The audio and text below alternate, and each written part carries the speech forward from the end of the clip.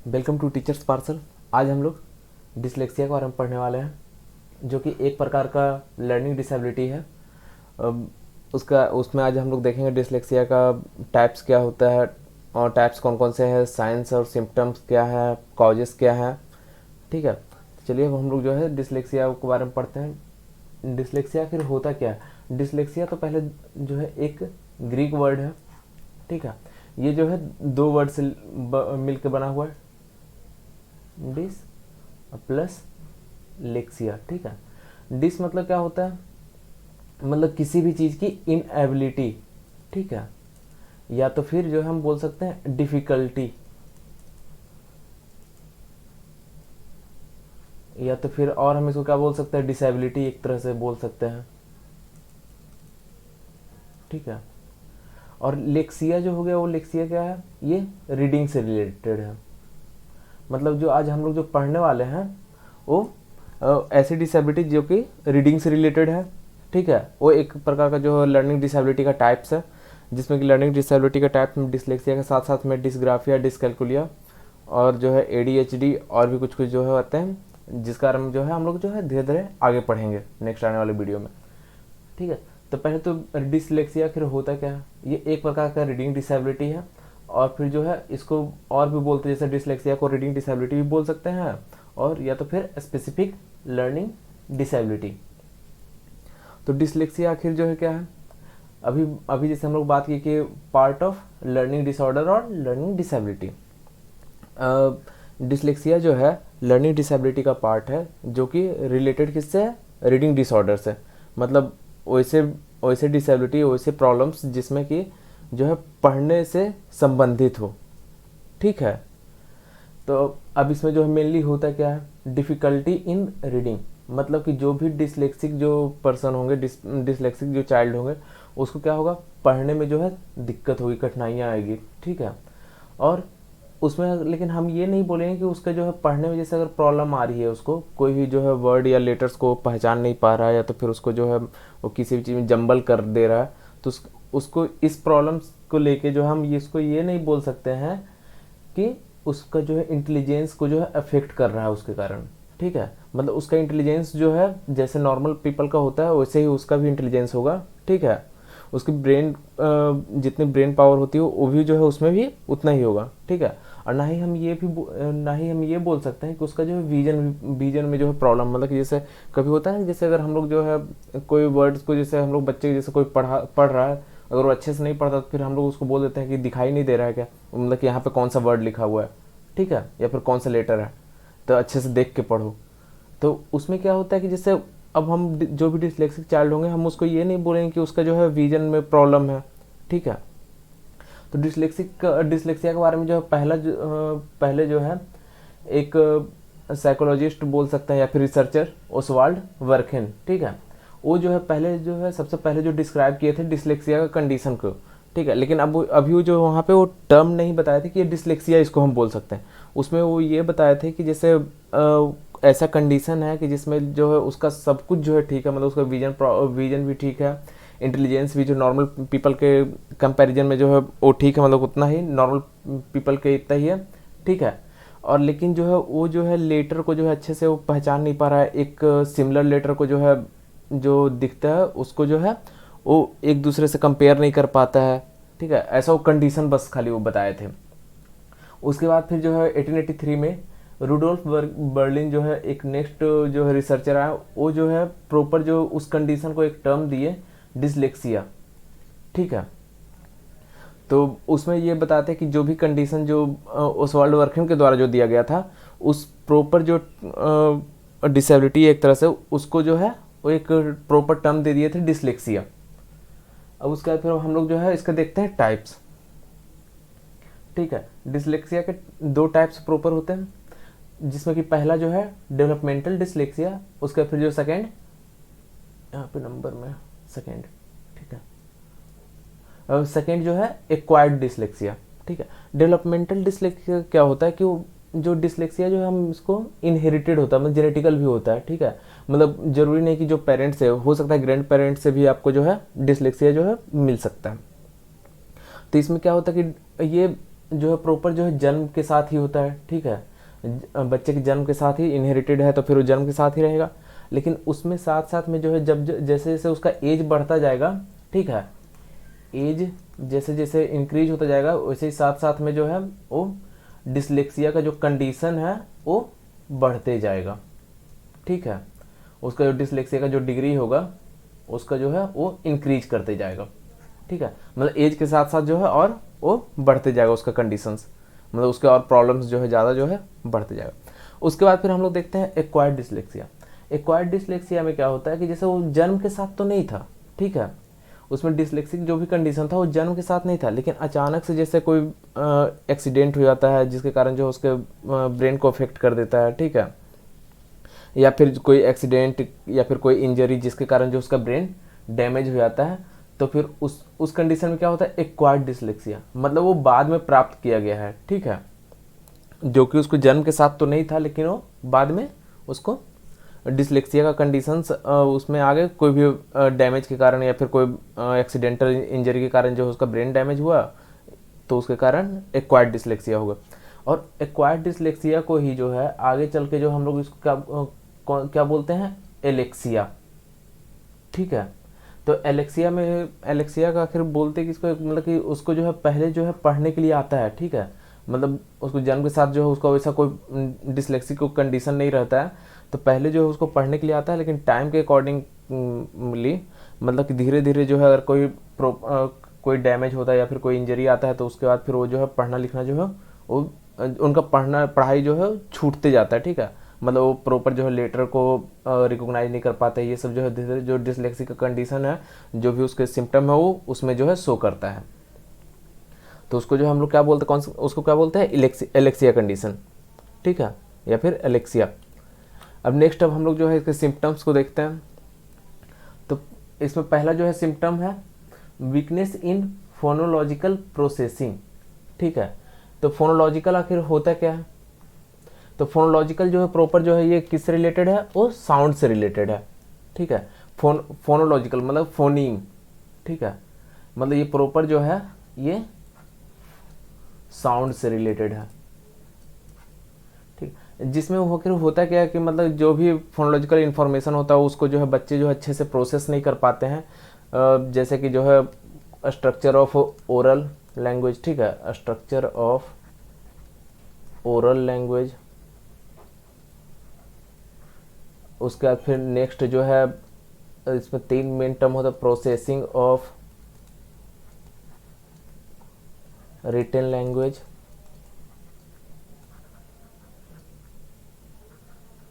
And next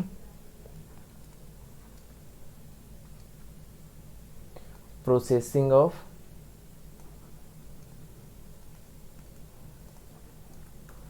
oral language, oral language, ठीक है।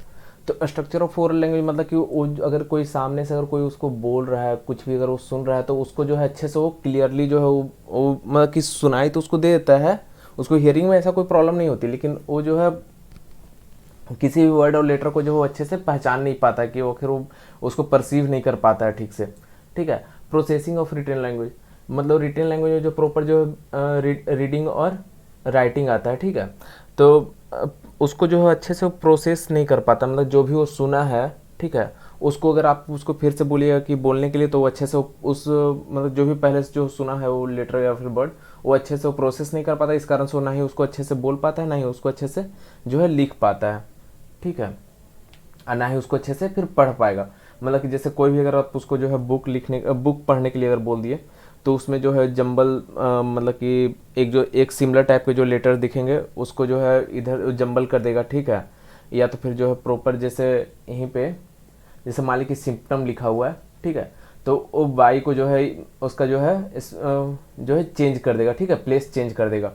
उसके बाद फिर जो है प्रोसेसिंग ऑफ ओरल लैंग्वेज मतलब ओरल लैंग्वेज में जो प्रॉपर जो है लिसनिंग एंड स्पीकिंग से रिलेटेड है, तो मतलब कि वो अच्छे से जो है सुनने के बाद भी जो उस चीज़ को अच्छे से प्रोसेस नहीं कर पाएगा और जो है उसको अच्छे से प्रोसेस करके वो बोल नहीं पाता है, ठीक है। उसके बाद फिर अब हम लोग जो है इसका नेक्स्ट जो पॉइंट चलते हैं poor ability to remember individual sounds और सीक्वेंस ऑफ साउंड, ठीक है, क्या बोल रहा है कि जो है वो इंडिविजुअल साउंड को जो है वो अच्छे से जो है वो रिमेंबर नहीं कर पाता है, ठीक है। जैसे कि ए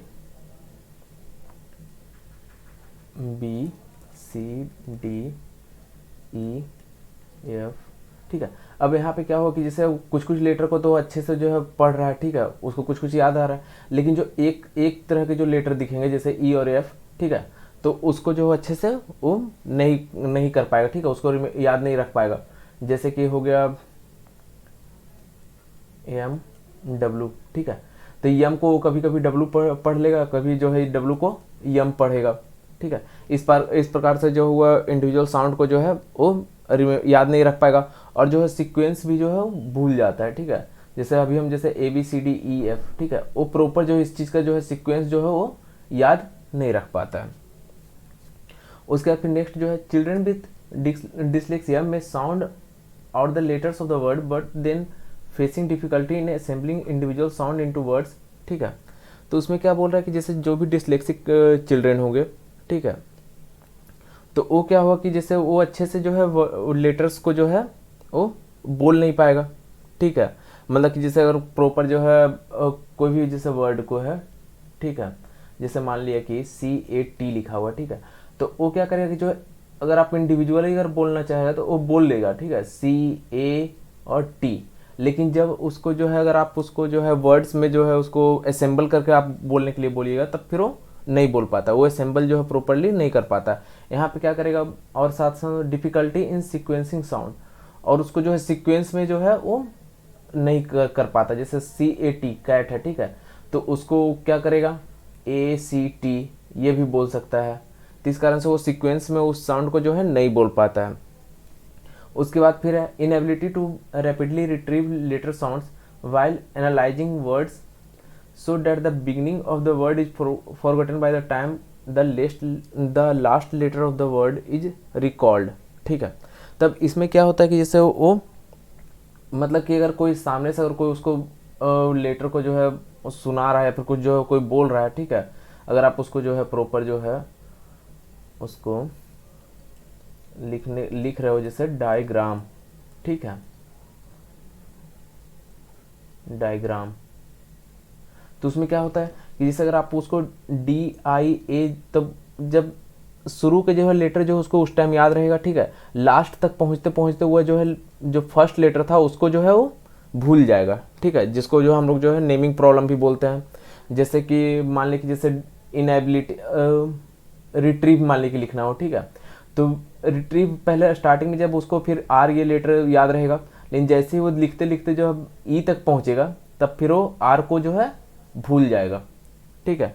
तब मतलब कि जैसे जब भी कोई वर्ड को अगर वो लिखना शुरू करता है या फिर जो है बोलना शुरू करता है तब फिर वो पुराने जो लेटर होते हैं उसको जो है जो फर्स्ट लेटर होगा उसको जो है लास्ट तक पहुंचते पहुंचते उसको भूल जाता है। इसके बाद फिर जो हम लोग नेक्स्ट सिम्टम में देखते हैं डायरेक्शनल कन्फ्यूजन। डायरेक्शनल कन्फ्यूजन जो है उसके जो है प्रॉपर जो है स्पेसिंग पे है, ठीक है, मतलब कि कोई भी लेटर्स का जो है स्पेस जो उसका जो है चेंज कर देगा, लेटर को जो है रिवर्स कर देगा, इन्वर्ट कर देगा। तब उसमें देखते हैं पहला जो है डायरेक्शनल कन्फ्यूजन में मान लीजिए जो है डायरेक्शन से रिलेटेड है, तो may reverse letters like B and D, ठीक है, मतलब वो लेटर को जो है रिवर्स कर देगा, मतलब एक जैसा जो लेटर दिखेगा उसको जो है वो रिवर्स कर देगा, जैसे B और D में, ठीक है, P and Q में, ठीक है, और साथ साथ में जो है W and M में हो गया, ठीक है, उसको जो है रिवर्स कर देगा। में इन्वर्ट लेटर्स, ठीक है, वो लेटर्स को जो है उल्टा कर देगा, जैसे W और M का जो है N को जैसे U लिख देगा, M को जो है W लिख देगा, D को Q लिखेगा, P को B, F को जो है T लिख सकता है, ठीक है।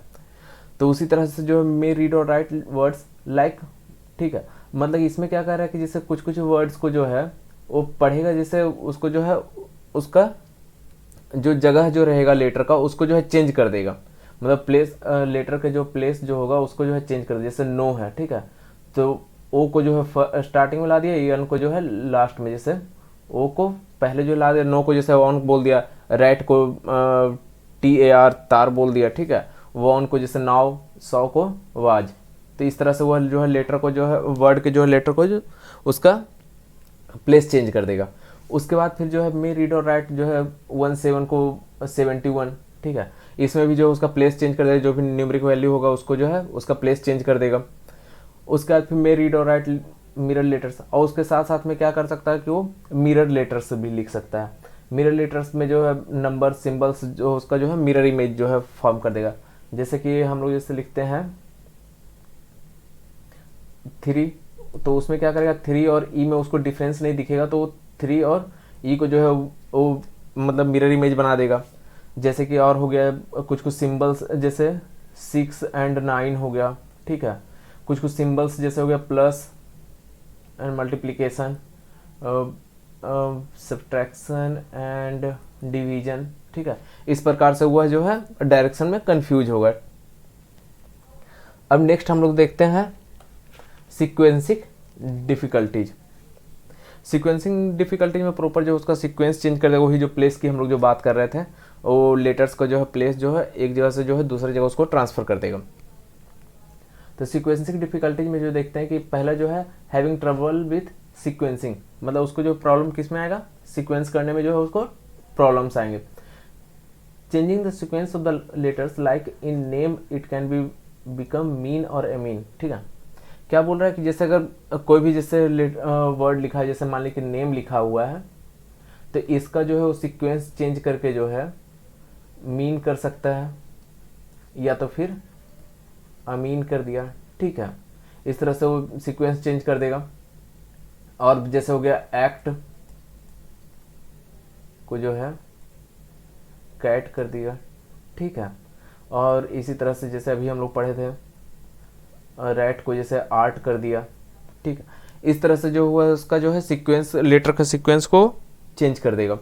मे ओमिट लेटर्स लाइक रीडिंग और राइटिंग कैट फॉर कार्ड, ठीक है, और फिर जो है कभी कभी क्या करेगा वो लेटर्स को ओमिट कर देगा, ठीक है, मतलब कि वो लेटर्स को जो है छोड़ के जो है वो आगे वाले लेटर को पढ़ लेगा। जैसे कि अगर कहीं जैसे कार्ट लिखा हो तो उसको क्या वो रीड करेगा कैट, ठीक है, वेंट जैसे लिखा हो तो उसको रीड कर देगा वो वेट रीड करेगा। जैसे कि स्ट्रिंग लिखा होता है, फिर यहाँ पे आर को जो है आर टी को जो है वो ओमिट करके जो है उसको क्या बोलेगा सिंग बोलेगा। जैसे कि वेंट में जैसे कि क्या किया एन को जो है ओमिट कर दिया था, कार्ट में जैसे आर को ओमिट कर दिया तो उसको जो है वहाँ पे आर को ओमिट करके जो है उसको कैट पढ़ लिया था।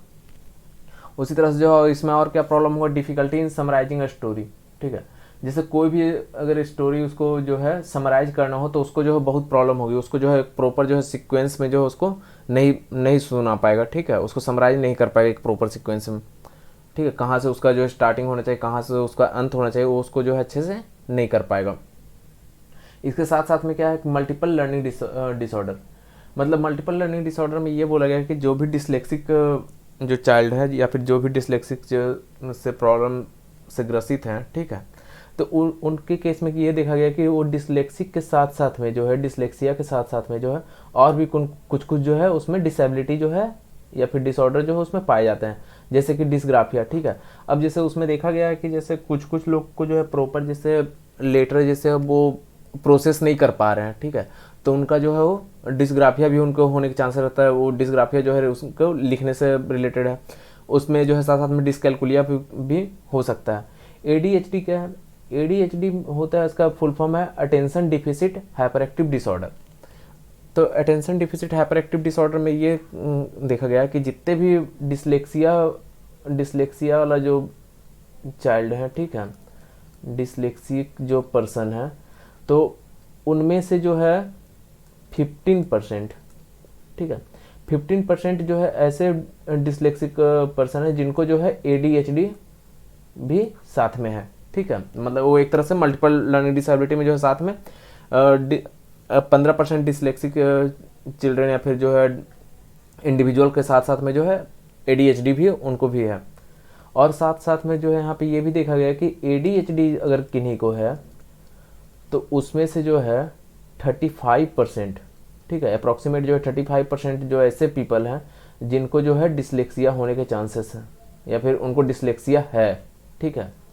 तो ये एक तरह से जो है उसमें जो है ये 15% और ये 35%, ये दोनों जो है ऐसे हैं कि जो कि इनको मल्टीपल डिसेबिलिटी है, ठीक है। डिसलेक्सिया के साथ साथ में जो है ADHD से भी वो प्रॉब्लम में है। तो आज हम लोग जो है इसके साइंस और सिम्टम्स देखे, टाइप्स देखे, फिर डिसलेक्सिया के बारे में थोड़ा सा जो है रिवीजन किए, उसके जो है बेसिक्स जो था, ठीक है, उसका जो है थोड़ा इन्फॉर्मेशन जो है देखें, बेसिक इन्फॉर्मेशन जो था।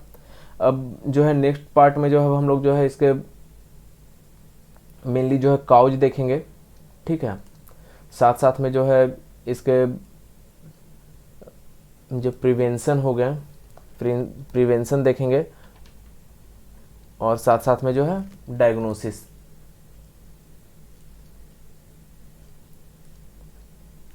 जब तक के लिए धन्यवाद। अगर आप हमारे चैनल में जो है नए हैं तो फिर सब्सक्राइब कर लीजिए। Thank you.